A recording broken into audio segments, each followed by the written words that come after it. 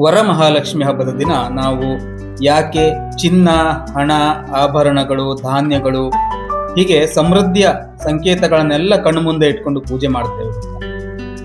ಇದರ ಹಿಂದೆ ಒಂದು ಅತಿ ಸುಂದರವಾದಂತಹ ಆಳವಾದಂತಹ ವಿಚಾರ ಇದೆ. ನಮ್ಮ ಮನಸ್ಸಿಗೆ ಶಬ್ದಗಳಿಗಿಂತ ಚಿತ್ರಗಳ ಭಾಷೆ ಬಹಳ ಬೇಗ ಮತ್ತು ಗಾಢವಾಗಿ ಅರ್ಥ ಆಗುತ್ತೆ. ಪ್ರತಿದಿನ ನೋಡಲು ಸಿಗದಷ್ಟು ಸಮೃದ್ಧಿಯ ಸಂಕೇತಗಳನ್ನ ಆ ಒಂದು ದಿನ ನಮ್ಮ ಮುಂದಿಟ್ಟು ಪೂಜಿಸ್ತೇವೆ. ಆಗ ನಮ್ಮ ಮನಸ್ಸಿನ ಆಳದಲ್ಲಿ ಒಂದು ದೃಢವಾದ ಚಿತ್ರ ಮೂಡ್ತದೆ, ನನ್ನ ಜೀವನದಲ್ಲಿ ಸಮೃದ್ಧಿ ಇದೆ ಅಂತ. ನಾವು ಪ್ರತಿದಿನ ಇಷ್ಟು ಚಿನ್ನ, ಹಣ ಇಟ್ಕೊಂಡು ಪೂಜೆ ಮಾಡಲಿಕ್ಕೆ ಸಾಧ್ಯ ಇಲ್ಲ. ಆದರೆ ನಮ್ಮ ಜೀವನದಲ್ಲಿ ಈಗಾಗಲೇ ಇರುವಂತಹ ಆಶೀರ್ವಾದಗಳನ್ನ ಪ್ರತಿದಿನ ಗಮನಿಸಬಹುದು. ನಮ್ಮ ಆರೋಗ್ಯ, ನಮ್ಮ ಕುಟುಂಬ, ನಮಗೆ ಊಟಕ್ಕೆ ಸಿಕ್ಕಿರುವಂತಹ ಅನ್ನ, ನಮ್ಮ ಮನೆ, ಬದುಕಿನಲ್ಲಿ ಸಿಕ್ಕಿರುವಂತಹ ಪ್ರತಿಯೊಂದು ಅವಕಾಶ ಕೂಡ, ಇವೆಲ್ಲವನ್ನ ಗಮನಿಸಿ ಕೃತಜ್ಞತೆಯಿಂದ ಅನುಭವಿಸಲು ಆರಂಭಿಸಿದಾಗ ನಮ್ಮ ಗಮನ ಸಮೃದ್ಧಿಯ ಕಡೆಗೆ ತಿರುಗಲಿಕ್ಕೆ ಆರಂಭ ಆಗ್ತದೆ.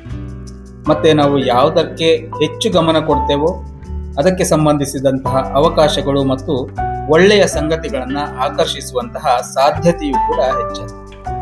ಹಾಗಾಗಿ ಈ ವರಮಹಾಲಕ್ಷ್ಮಿ ಹಬ್ಬದಂದು ಕೇವಲ ಇನ್ನಷ್ಟು ಬೇಕು ಎಂದು ಕೇಳುವಂತಹ ದಿನ ಆಗಿರದೆ, ನನ್ನ ಜೀವನದಲ್ಲಿ ಈಗಾಗಲೇ ಎಷ್ಟು ಇದೆ ಎಂದು ಕೃತಜ್ಞತೆಯಿಂದ ಗುರುತಿಸಿಕೊಳ್ಳುವಂತಹ ದಿನ ಆಗಲಿ.